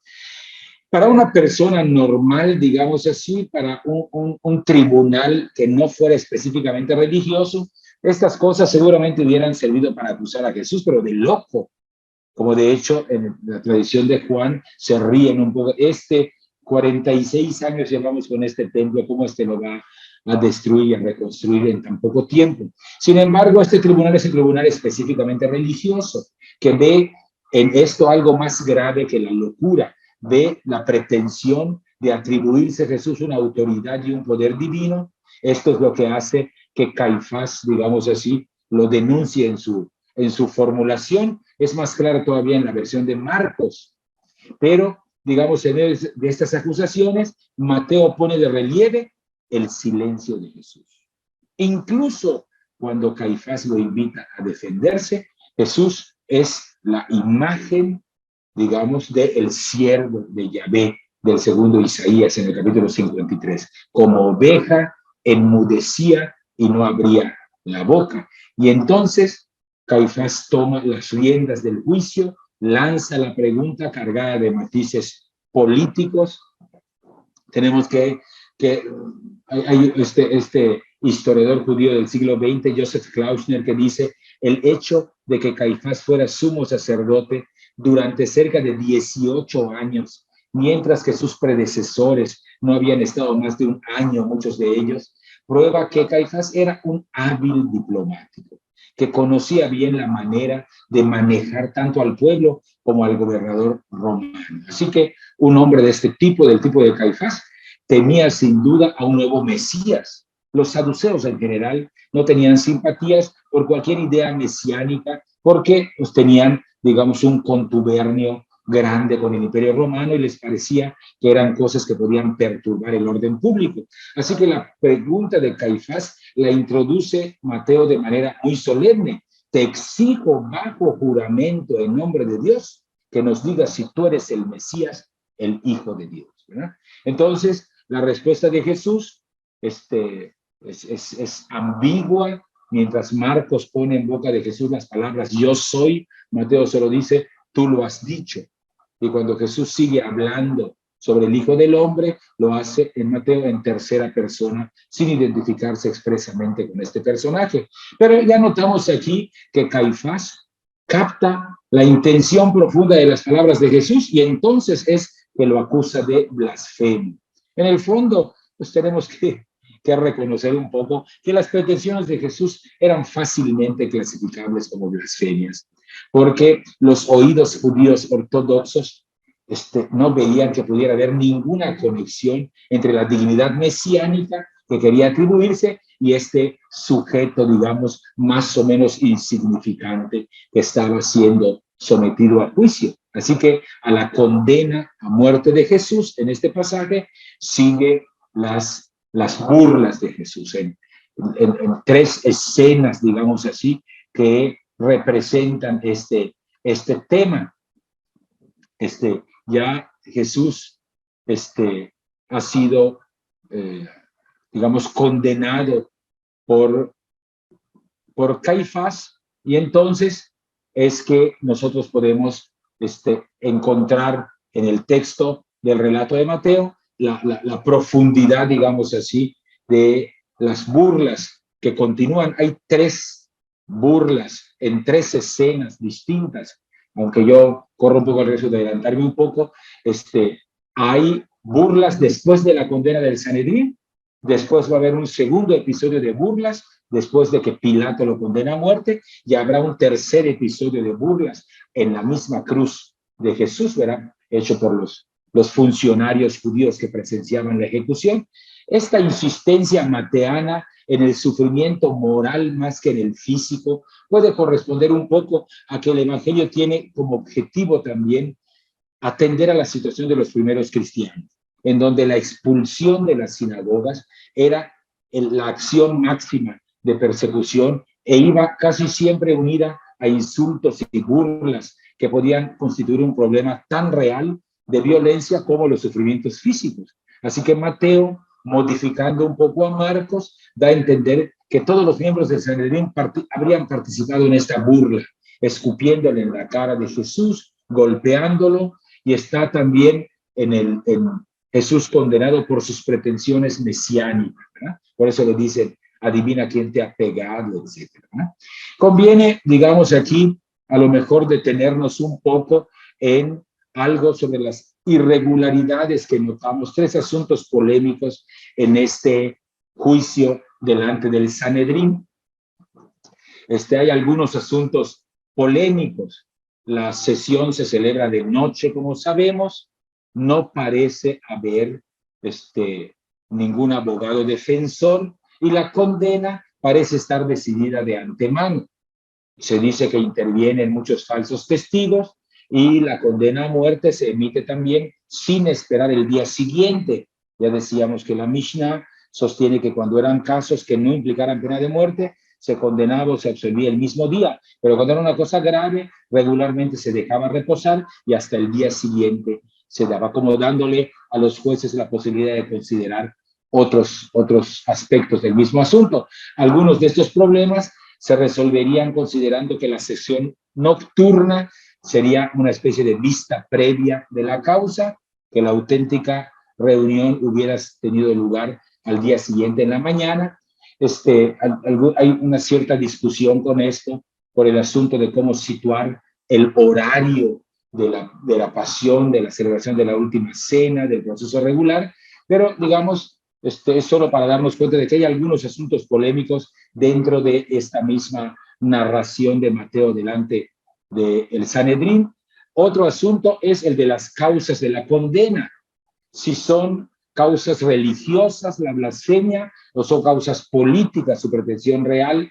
Tal como la presentan tanto Marcos como Mateo, da la impresión de que son causas que parecieran exclusivamente religiosas, mientras que Juan, en la tradición de Juan, le da mucho más matiz político, pero yo en realidad me parece que el matiz político no está ausente en el Evangelio de Marcos y de Mateo, adquiere un relieve especial porque la pretensión de mesianidad no era un asunto exclusivamente religioso, sino era un asunto también político. Así que es probable que las autoridades judías vieran en Jesús un individuo peligroso desde los dos puntos de vista, tanto desde el ámbito religioso como del ámbito político. Su enfrentamiento es, por tanto, contra el imperio, pero también contra el templo, digamos así. Y finalmente, un tercer asunto polémico, que es el enfoque personal que Mateo le da a esta sección. Comparado con el de Marcos, podemos advertir aquí cómo Mateo acentúa la culpabilidad de las autoridades judías en los diversos momentos de la pasión. Incluso en algunos detalles que voy a adelantarme un poco. El testimonio contra Jesús es mencionado en Marcos, en Mateo dice el testimonio falso. Se pusieron de acuerdo para entregar a Jesús. Mateo dice, se pusieron de acuerdo para matarlo. Y están estos otros tres elementos propios, exclusivos de Mateo, que aumentan un poco esta polémica. Está el suicidio de Judas, que está contado solamente en Mateo y que vamos a estudiar de manera detallada, la insistencia de mostrar que son efectivamente más bien los líderes religiosos judíos los que impulsan a la multitud, y está también, lo vamos a ver en su momento, el lavado de manos de Pilato, que es también, digamos, exclusivo de Mateo, haciendo recaer toda la culpa en el pueblo judío. De cualquier manera, ya lo sabemos, no es, digamos, fiel a la tradición cristiana utilizar estos textos para favorecer el antisemitismo. Nosotros estamos estudiando esta característica, este matiz de Mateo, precisamente para comprender las razones por las cuales el acento se da y no convertirnos, digamos así, en abogados del antisemitismo, ¿no? Bien, Jesús llega ante Pilato, capítulo 27, versículos del 1 al 31, es una sección larga, tiene todas estas subsecciones. Jesús es llevado ante Pilato, el relato de la muerte de Judas, el interrogatorio ante Pilato, la decisión entre Jesús y Barrabás y las burlas de los soldados. De todos estos, el de la muerte de Judas es exclusivo de Mateo. Por eso voy a prestarle un poco de atención. Capítulo 27, versículos del 3 al 10, es el suicidio de Judas. Es exclusivo de Mateo.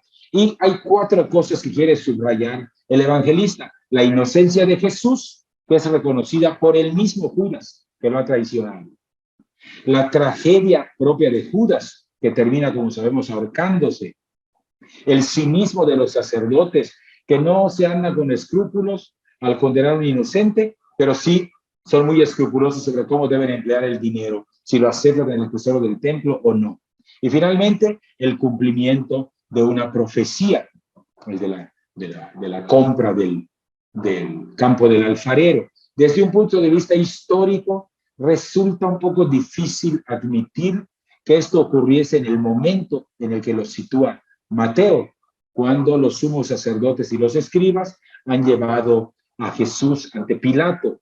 Sin embargo, desde el punto de vista literario, el episodio del suicidio de Judas está muy bien situado, porque es antes de que Pilato emita su veredicto, suponiendo que el testimonio de Judas pudiera haber ayudado a salvar a Jesús en el otro proceso, pero ya no puede ocurrir porque él ya se quitó la vida. Las autoridades han tomado ya su decisión, ¿no? Claro, aquí en el suicidio de Judas, pues seguramente saben ustedes que hay otra tradición en Hechos de la muerte de Judas, en la que Judas no habría muerto ahorcado, como aparece en Mateo 27, sino en Judas 1, 18 al 19, aparece desbarrancándose y se explotan sus entrañas, digamos así, ¿no? Hay esta discrepancia entre dos versiones. No quiero yo detenerme mucho en esto porque no hay mucho tiempo, pero yo lo atribuyo más bien a las imágenes del Antiguo Testamento que están detrás de cada una de las muertes. El caso de, ya suena mi alarma, voy a ir concluyendo. El caso del suicidio de Judas en Mateo hace referencia muy probablemente a la muerte de Absalón, el hijo rebelde de David, que queda colgando, recibe la muerte quedando colgando de un árbol, como aparece en Mateo. Mientras que la tradición de Hechos presenta a Judas como si fuera otro Ahab. ¿Se acordarán ustedes del famoso relato de la viña de Nabot, en la que Ahab despoja a un campesino de su viña y que muere, digamos, y que Nabot es asesinado derramando sangre inocente, ¿verdad? Entonces, no voy a tener en esto, voy a seguir con el interrogatorio ante Pilato. Está la escena ante Pilato, tiene la escena ante Pilato, es breve, es una pregunta sencilla y directa, pero es luego de su silencio, Jesús subraya cuando lo acusan las autoridades y lo interroga reiteradamente Pilato. Es una escena un poco extraña.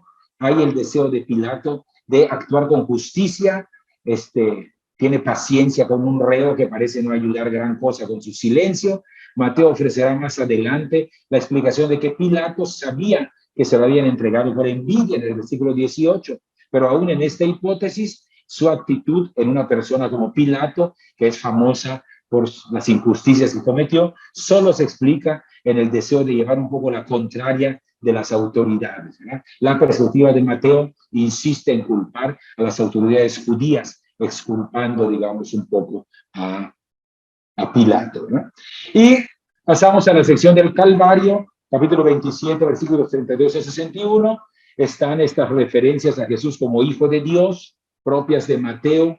Es los que pasaban, le llaman, si este es el Hijo de Dios, que baje de las autoridades judías hacen lo mismo, e incluso los soldados romanos, ¿no? Estas tres referencias a Jesús, si este es verdaderamente el Hijo de Dios. Y están también las burlas en la cruz, que pueden tener cierta relación con las tentaciones en el orden en que Mateo las ha contado al inicio.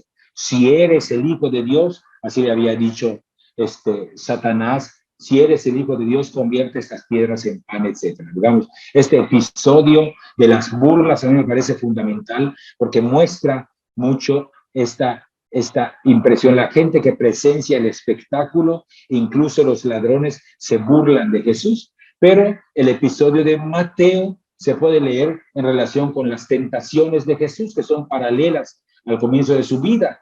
La primera tentación procede de la gente que pasa por ahí: si eres hijo de Dios, sálvate y baja de la cruz. Un segundo momento, las autoridades, los sumos sacerdotes: si eres el rey de Israel, baja de la cruz y creeremos en ti. Y la tercera tentación: ha puesto en Dios su confianza. Si de verdad Dios lo quiere, que lo salve ahora. Ante estas nuevas tentaciones, Jesús no responde nada, ni hay citas bíblicas como al comienzo con las cuales refutar las sugerencias de esta triple tentación. Pero está la palabra de Jesús en la cruz, que es común a Marcos: Dios mío, ¿por qué me has abandonado? Es la palabra con la que Jesús termina su vida de manera dramática. Como ustedes saben, esta palabra recogida por Marcos y por Mateo, digamos, hace referencia, por una parte, algunos interpretan a la forma dramática del momento, la soledad, el abandono que Jesús experimenta en su propia carne. Otros mencionan que son las palabras iniciales del Salmo 22, un salmo que habla de terribles sufrimientos, pero que termina con un cántico de victoria. Tanto Lucas como Juan van a suavizar las palabras de la muerte de Jesús, ¿verdad? En el caso de Lucas era: Padre, en tus manos encomiendo mi espíritu. En el caso de Juan, todo está consumado. A este detalle, Mateo añade estos elementos que pueden parecernos extraños, pero que son de gran valor. La muerte de Jesús supone el culmen de su debilidad. Efectivamente, Jesús no ha podido salvarse a sí mismo.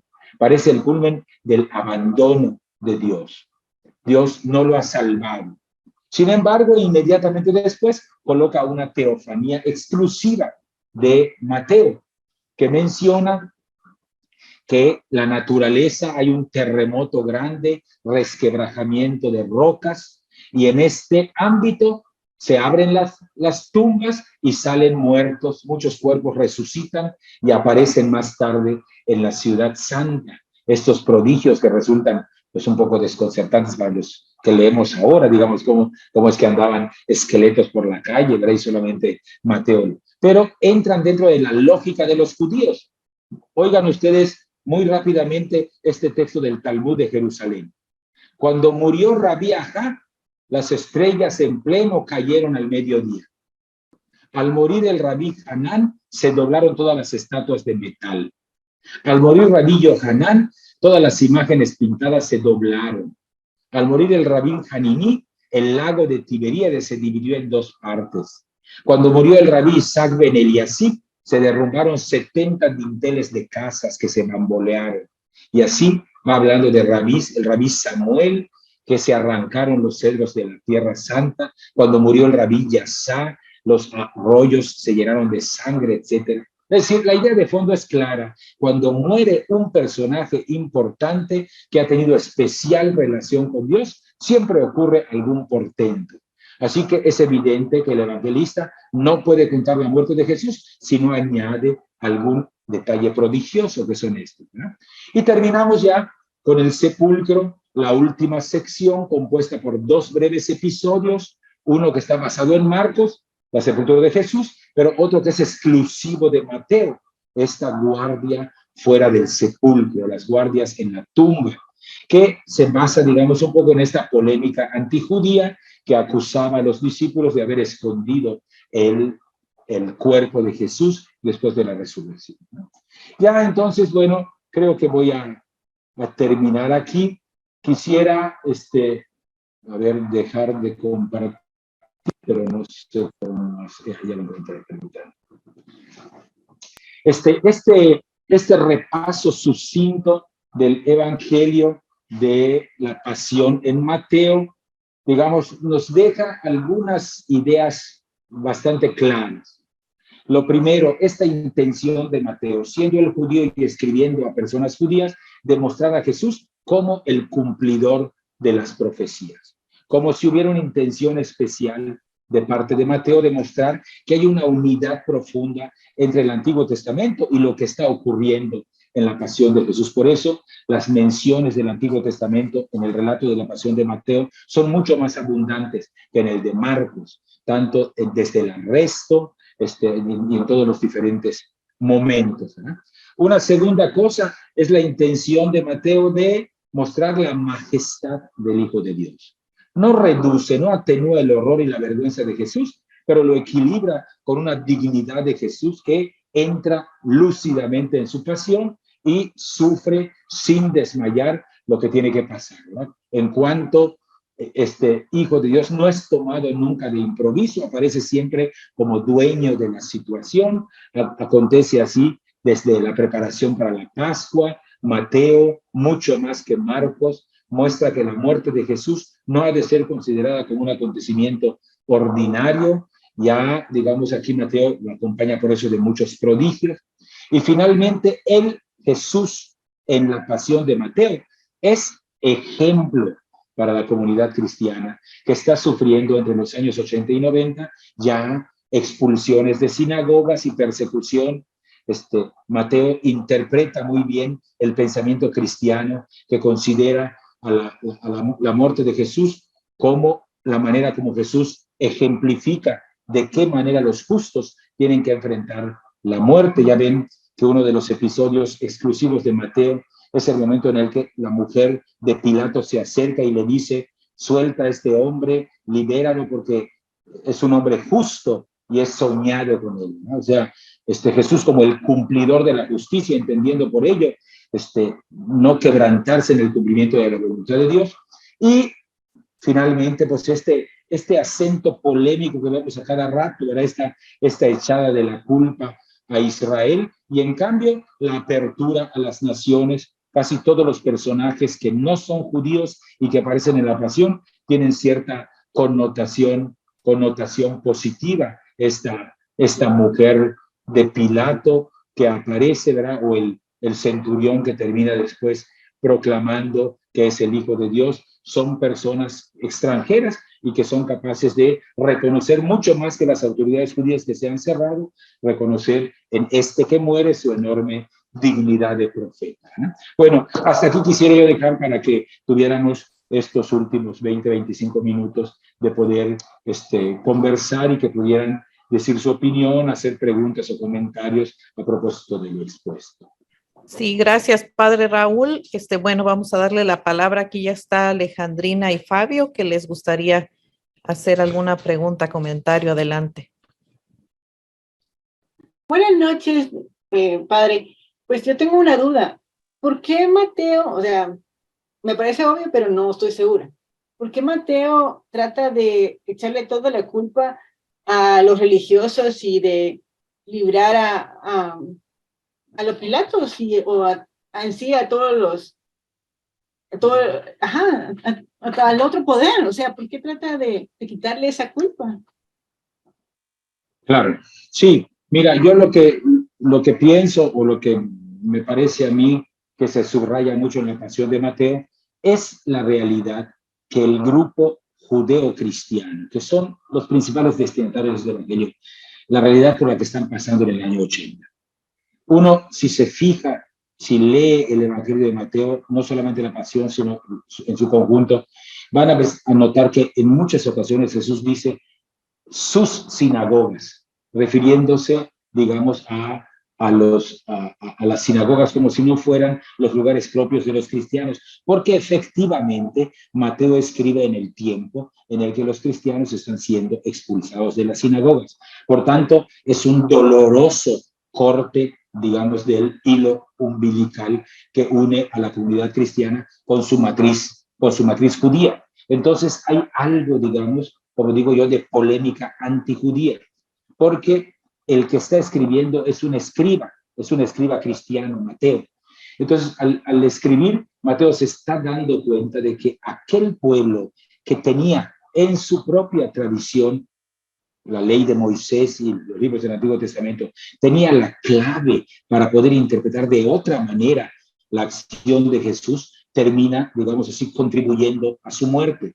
Es decir, como diciendo, tuvo que ocurrir esto para que nos diéramos cuenta de que Israel, en cuanto pueblo de Dios, solamente un botón de muestra. Y por eso la apertura final de Mateo presenta a Jesucristo resucitado, enviando a los discípulos a todas las naciones, no solo a Israel. Ahí, digamos, el Evangelio todo de Mateo puede ser leído como parte de este drama. Cómo Dios prepara un pueblo, envía a su Mesías, y aquel pueblo que había sido exquisitamente preparado por él durante siglos, termina no reconociendo al Mesías. Y entonces se da la apertura. Es muy curioso la manera como la parábola de los viñadores homicidas muestra esto, ¿no? ¿Qué vamos a hacer vamos a quitarle la viña a este pueblo y se la vamos a dar a otro que sí dé sus frutos? Creo que ahí está un poco la polémica. En realidad, no sería ningún problema que hubiera tratado de exculpar, digamos así, a los romanos. Pablo lo hace también con cierta frecuencia en sus cartas, como permitiendo que los romanos dejaran que la expansión del cristianismo pudiera llevarse adelante. No sería gran problema porque tenemos otros evangelios que muestran la participación de Pilato en otro nivel, pero aquí, digamos, aquí en el Evangelio de Mateo, lo malo es que su presentación fue utilizada después por grupos antijudíos para calificar al pueblo judío como deicida, ¿verdad? Y esto, digamos, es absolutamente intolerable, ¿no? Ya lo ha dicho la Iglesia en su magisterio en muchas ocasiones. Digamos, por eso es por lo que yo insisto en que no se interprete esto como la exculpación del imperio y solamente hacer caer la culpa del pueblo judío, porque esto ha dado origen al antisemitismo. Pero no podemos evitar mirar que Mateo está un poco en la lógica de una polémica en contra de los judíos que expulsan a otros judíos, pero que han creído en Jesús. Es decir, esa es la expulsión que está ocurriendo en el año 80. Y creo que esa es un poco la razón porque le carga un poco las tintas a esto y para después despegar en una cosa un poco más universal el envío del resucitado a todos los pueblos y a ese otro pueblo que sí va a dar frutos. ¿Verdad? Creo que esa es una de las razones de esta insistencia. La realidad de los años 80 de la expulsión contra la que está reaccionando. Gracias, padre. ¿Alguien más tiene alguna pregunta, algún comentario? Mientras se van animando, yo hago mi comentario. No sé si es comentario, no sé si es pregunta, padre, pero hasta hoy con su presentación es que he ligado un poco esto de las tentaciones con la pasión, porque de alguna manera ahora digo, bueno, se ratificó, Jesús de alguna manera ratificó con hechos una vez más el no caer en la tentación. Pudo haber dicho, Padre, sálvame, no lo hizo. Si puedes, hazme pasar haz que esto pase, pero es si puedes y si no, estoy dispuesto. Entonces, no cayó en esa situación de decir, bueno, soy débil, soy humano o tengo mi parte humana y ya que tú eres mi padre, pues sálvame. Creo que yo nunca había hecho esa correlación de que se mantiene hasta el final en esa actitud de no caer en tentación a pesar de lo difícil que son las situaciones. Y me muestra un padre, un Dios Padre que está ahí para acompañarnos en las situaciones difíciles, pero no precisamente para rescatarnos en cada paso que damos. Jesús tomó sus decisiones que lo llevaron a donde lo llevaron, por amor a su pueblo, a su comunidad, a su gente, y su padre estuvo ahí en cada paso, aunque Jesús sería el que sufriría las consecuencias de los pasos que estaba dando. Entonces, creo que me agrada mucho haber visto esta correlación que antes nunca me había pasado por la mente. Sí, es muy interesante esto que nos aporta Yoli, porque en realidad muchas veces tendemos, digamos, sobre todo cuando hablamos de la voluntad de Dios, tendemos a concebirlo así un poco mágicamente, ¿no? Sí. Es decir, y especialmente cuando hablamos de sufrimientos, digamos un poco las nuevas tendencias de un cierto tipo de piedad que se nos ha colado últimamente, o mostrando que la acción de Dios en nuestras vidas tiene que ser librarnos de cada uno de nuestros propios problemas, ¿no? Convirtiéndonos casi en marionetas. En cambio, en este caso, sí me parece interesante lo que subrayas, porque digamos, la manera como Jesús enfrenta esto, ¿no? Es interesante que la carta a los Hebreos, por ejemplo, tiempo después, al referirse a la oración en el huerto, diga, y clamó con voz potente a Dios para que lo librara de la muerte. Dice, y fue escuchado.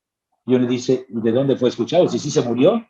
Es decir, no, pero la escucha hace referencia evidentemente a la conclusión del misterio, que no termina en la muerte, sino en la resurrección. Es decir, fue escuchado no en el sentido de que le evitó la muerte, sino que lo reivindicó después de muerto al sacarlo de la tumba, ¿verdad? O sea, digamos, las primeras formulaciones más antiguas del misterio pascual no es Jesús resucitó.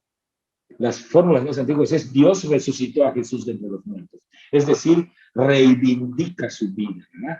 Es decir, dice, este hombre que murió de esta manera tan ignominiosa es el hombre que me gusta, es aquel que puede servir de modelo para ustedes. Bueno, creo que hay algunas manos levantadas. Sí, gracias, no sé, Padre Alicia. O creo que no está lista Clemente. Buenas noches, hermanos, buenas noches, padre. Un saludo desde Yecapixtla, Morelos, aquí en México. Y no, me da un poco de pena preguntar, porque me siento muy ignorante en muchos de los temas que se han venido desarrollando, pero me llama mucho la atención el hecho de que yo consideraba a Mateo como uno de los testigos más calificados para hablar de la vida, pasión y muerte de Jesús, porque pues él había caminado con Jesús, él había estado de primera mano conociendo a Jesús, y por lo tanto me parecía que su testimonio tenía mucho peso, por lo menos en lo que la parte histórica se refiere. Ahora que me voy dando cuenta de que, bueno, pues toma algunas tradiciones, toma algunas referencias de otros evangelistas, y que además, en algunos momentos incluso pareciera que fuerza las profecías para que las podamos percibir como coincidencia ante el Jesús histórico. Me genera ese sentimiento de duda en cómo entonces podemos ahora visualizar el Evangelio de Mateo, si como realmente testigo de primera mano, o solamente como referencia. Yo tenía esa percepción y ahora pues me quedo un poco confundido. Claro. Sí, mire, no tenga ninguna pena en sus preguntas. Todos estamos aprendiendo las cosas, ¿verdad? Y mire, digamos, esta especie de lamento a propósito de Mateo, en realidad tenemos que dirigírselo a todos los evangelistas. En este sentido, el problema de querer encontrar en los evangelios el testimonio exacto de las cosas que ocurrieron, o unos más acertados que otros, el problema es nuestro, de los que hoy estamos leyendo y tenemos, digamos, este tipo de preocupaciones. Nosotros tenemos que tratar de situarnos en la perspectiva de los diferentes redactores finales. Pero mire, ninguno de los evangelios, ni la fuente primaria más antigua con la que contamos, que es el Evangelio de Marcos, ninguno de ellos es una pura tradición de hechos como contados fidedignamente. Todos los evangelios, incluyendo el más antiguo, que es Marcos, todos son reflexiones teológicas. Y esto, digamos, que aparece, digamos, un poco como algo escándalo, con cierto escándalo en el estudio, porque parece que privaría a los evangelios de certidumbre histórica. Mire, nosotros en nuestro siglo, bueno, más bien en el siglo pasado, en el siglo pasado, descubrimos un montón de cosas, entre ellas que no hay, digamos, en ningún relato, ninguna crónica, ninguna historia, algo que pueda decirse absolutamente objetivo. Todo en realidad tiene un trasfondo histórico, pero es contado en su momento y de acuerdo con sus necesidades de una manera concreta. Y digamos, no me estoy refiriendo solamente a lo antiguo, me refiero, bueno, hasta a la televisión de hoy. Aunque nosotros estemos viendo en la televisión la imagen captada en este mismo momento, uno tendría que revisar en qué contexto está puesta esa imagen y cuál es la pretensión del periodista que la está mostrando. Si no hay objetividad posible, no solamente, mucho menos en los relatos antiguos, pero no solamente en los relatos antiguos, sino también en nuestra tradición de ahora. Entonces, cierta pretensión de objetividad total, tenemos que renunciar a ella. Esa es una de las grandes enseñanzas de los grandes maestros de la duda que nos llegaron en el siglo XX, Marx, Freud, que nos enseñan que detrás de las realidades que se cuentan hay a veces intereses que tenemos que dilucidar. Esto no niega el hecho, sino nos permite ponernos unos anteojos especiales para distinguir los matices de cada uno. Entonces, digamos, no lamente usted esto, es muy bueno. Yo quisiera, aprovechando esta aportación, dejar una especie de tarea que ustedes pudieran continuar para apreciar mejor estos matices. Siempre las lecturas sinópticas son importantes. Si uno pudiera tener, digamos, el Evangelio de la Pasión puesto uno enfrente del otro, uno podría darse cuenta un poco de los matices y de cómo, solo para hacer referencia a algo que yo dije en la plática, y cómo mi Santa Madre no estaba mintiendo al decir que yo jugué a ser padre, ni estaba siendo una malévola al ocultar que yo jugué béisbol también. No, le interesaba subrayar una cosa, no negaba la otra. Solamente en la perspectiva de que yo ya era padre, entonces contaba que yo jugaba de padre. Entonces, no hay, digamos, no hay una intención malévola. Cuando hablamos de matices de los evangelistas, no hablamos de gente que quería ocultar las cosas, sino que quería lanzar una mirada desde otro ángulo para resaltar algo que otra parte de la tradición no había hecho. Por eso, la lectura de la Pasión es poliédrica, hay que leerla, digamos así, desde los 4 evangelios y limitarlo solamente a entresacar lo que puede servirnos para la comprensión de qué fue lo que ocurrió y cómo, es una cosa que tiene mucho interés, la búsqueda del Jesús histórico, pero que no da razón del conjunto de los relatos, que son relatos todos ellos teológicos con una intención. Entonces, qué bueno que vamos entrando, y aunque entremos, digamos, con un poco de miedo a este territorio que puede parecernos un poco confuso, es muy bueno porque nos va liberando, digamos, de maneras, digamos, bastante estrechas de lectura. Así que qué bueno que entramos, digamos, en este tipo de confusiones, irlas madurando, seguir leyendo en esto nos va a ayudar a aclarar mucho más, ¿no? Creo que hay dos personas más. Sí, Alicia.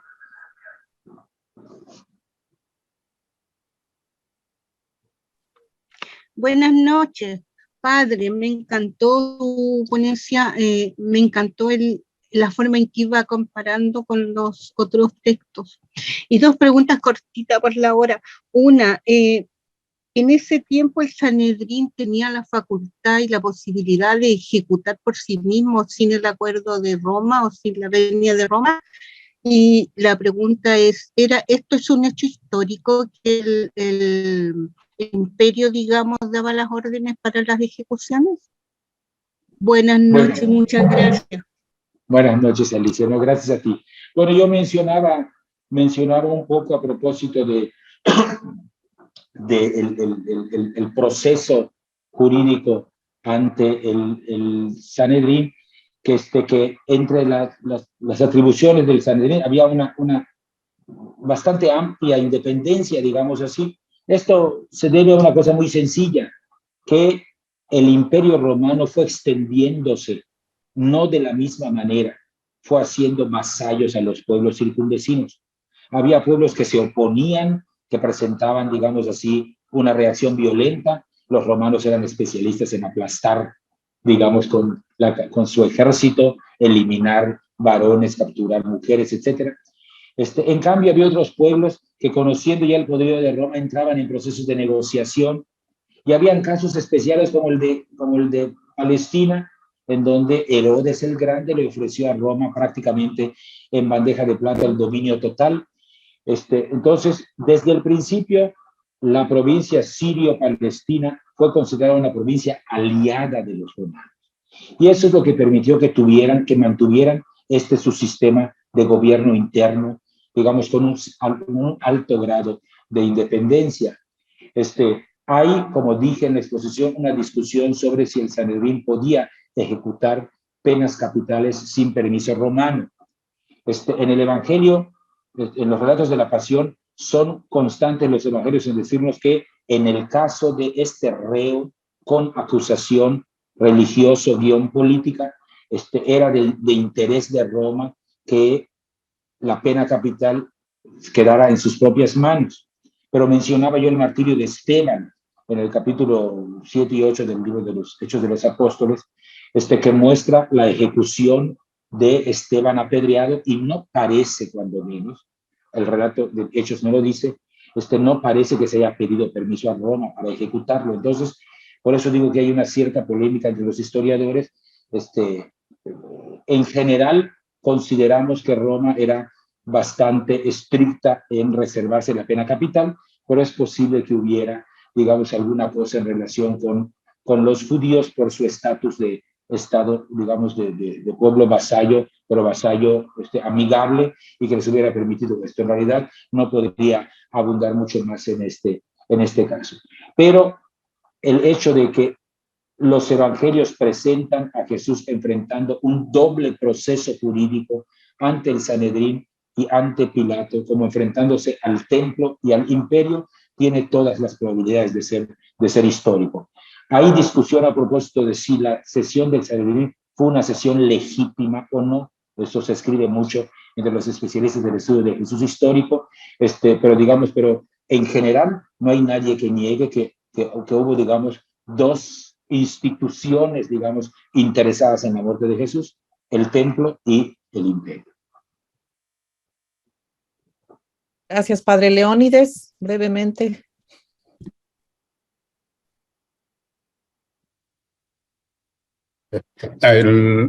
Bueno, me parece muy interesante la relación de los evangelios de la infancia con el tema de la crucifixión, todo el proceso de Jesús.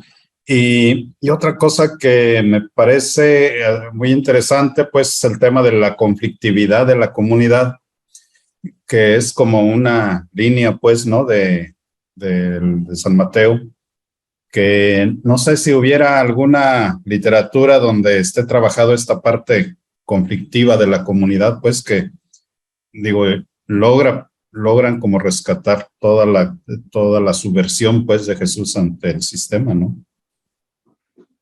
Sí, bueno, el padre Cicro, un famoso jesuita biblista, tiene una presentación del Evangelio de San Mateo en donde insiste mucho en esas características de conflictualidad de la comunidad a la que es dirigida el Evangelio. Pero aquí, digamos, sobre todo en su aportación, Leonides, me parece que es muy interesante este asunto de cómo efectivamente los evangelios sinópticos tratan de rescatar en gran parte este aspecto de la subversión de Jesús. Esto a mí me parece importante señalarlo por el comentario de usted y porque tiene una relevancia particular también para cosa de las mujeres. Por ejemplo, todos los evangelios sinópticos son unánimes en reconocer que los varones terminaron abandonando a su maestro desde el momento del arresto y solamente un puñado de mujeres que había acompañado a Jesús durante todo su ministerio permaneció firme delante de él, aunque se discute si estaban más o menos lejos o cerca de la cruz. Las únicas que permanecen firmes ante la pasión son las mujeres, y por eso es que tienen el privilegio de ser también las primeras testigas del resucitado. Pues bien, esto que cuentan los evangelios sinópticos es una recuperación, porque no son los sinópticos los primeros que nos narran el misterio de la pasión, muerte y resurrección de Jesús. El primero que lo hace es Pablo. Y al hablar en el capítulo 15 de la carta a los Corintios a propósito de la suerte de los muertos, de qué pasaba con los que se mueren, Pablo dice expresamente: yo les transmito ahorita lo mismo que yo recibí, como diciendo, les anuncio que lo que voy a decir no es mío. Yo lo recibí y lo mantengo como una tradición sagrada para mí. La aprendí de Ananías allá en Damasco cuando me formé, porque sabemos que Pablo no conoció a Jesús, y dice, y lo que les digo es a ustedes, que Jesús fue crucificado, que resucitó según las Escrituras, y que se apareció a Pedro, después a los 12, después a un grupo de 500 hermanos, después a Santiago, el hermano del Señor, y de último a mí, que soy como un nacido fuera de tiempo. Estamos hablando de los años 52, 54, 56, cuando Pablo escribe esta carta. Y como se ve ustedes en la tradición sagrada que Pablo transmite, ya no hay mujeres en los relatos de las apariciones. Es decir, antes de que se escribieran los evangelios sinópticos, el proceso de desaparición de las mujeres se había iniciado ya. Sin la actitud revolucionaria de Jesús en su trato con la mujer, lo subversivo del trato de Jesús en relación con las mujeres, había sido ya yendo acallado poco a poco. De manera que Pablo, quien no conoció al maestro en la carne y que recibió de la comunidad cristiana de Damasco su información sobre la Pascua, ya en Damasco, por alguna razón, las mujeres no aparecían. Por eso entonces, cuando son escritos los evangelios sinópticos, se trata de rescatar, digamos, esta impronta revolucionaria de Jesús. Así que sí, efectivamente, como bien observas, los evangelios sinópticos tienen la oportunidad de rescatar en gran parte el talante polémico y subversivo de Jesús. Sí, es cierto. Gracias por la... Gracias. Terminamos con Adolfo.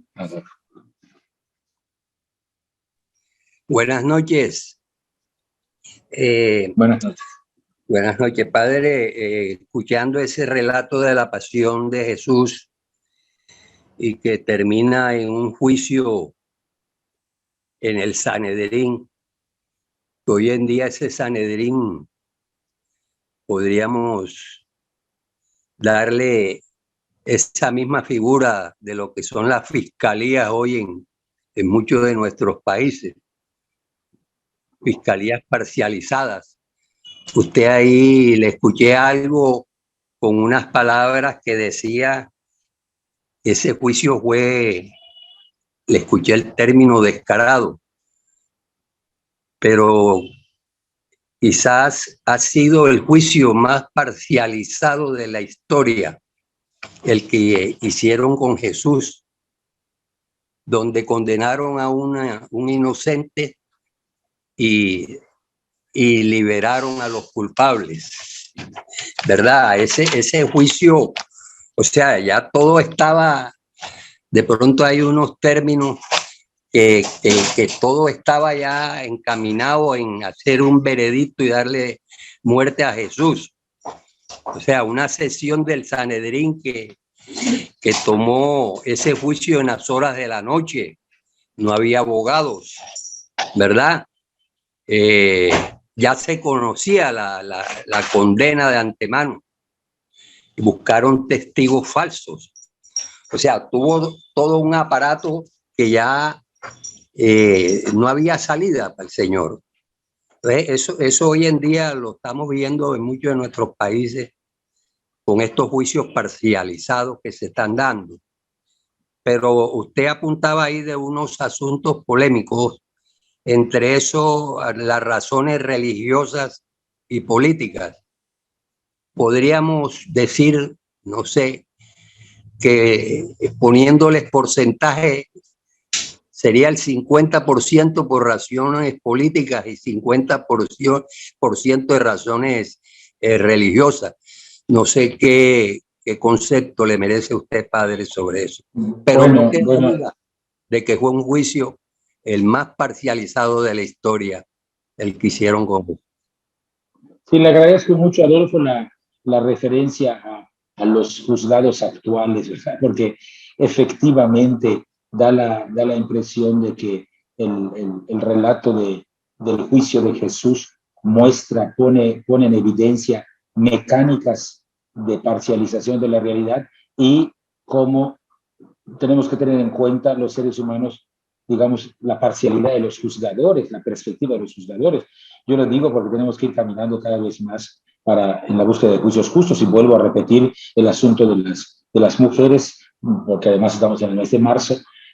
Sí, uno puede notar eso, una parcialidad total cuando una mujer llega a un ministerio público a interponer su causa o a decir que fue violentada o fue acosada, etcétera. Las preguntas del ministerio son lamentables, ¿verdad? ¿Cómo ibas vestida? O sea, digamos, hay una parcialización donde está ya claro que es ella la que se tuvo la culpa, ¿no? En ese sentido, sí me parece muy interesante eso. Y, bueno, finalmente, no sé si podría, si estaría de acuerdo en el 50% y 50% al que menciona usted en ese porcentaje. Sí, yo pienso que la condena de Jesús tiene ambos ingredientes.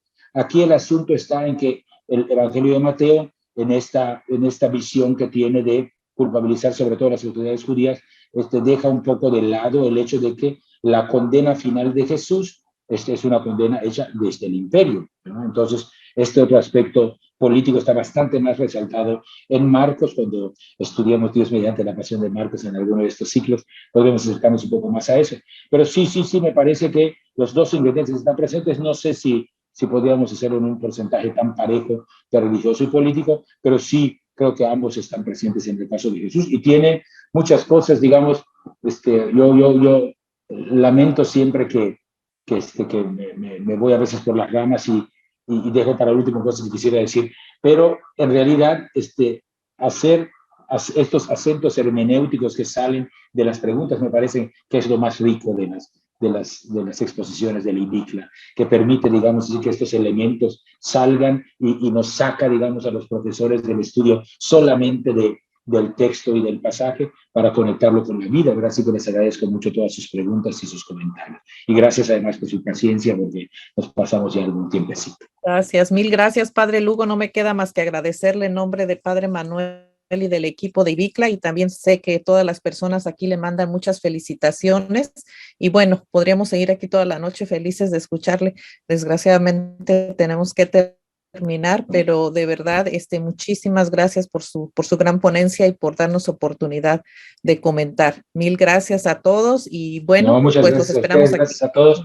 Yo ya dejé allá tanto las diapositivas como el texto de la conferencia para que puedan. Muchísimas gracias, lo compartiremos, Padre, gracias. Y bueno, la invitación, Mujeres Voces Proféticas, mañana nos vemos a las 5 de la tarde, hora de Chicago. Mil gracias a todos, buenas noches y a todas.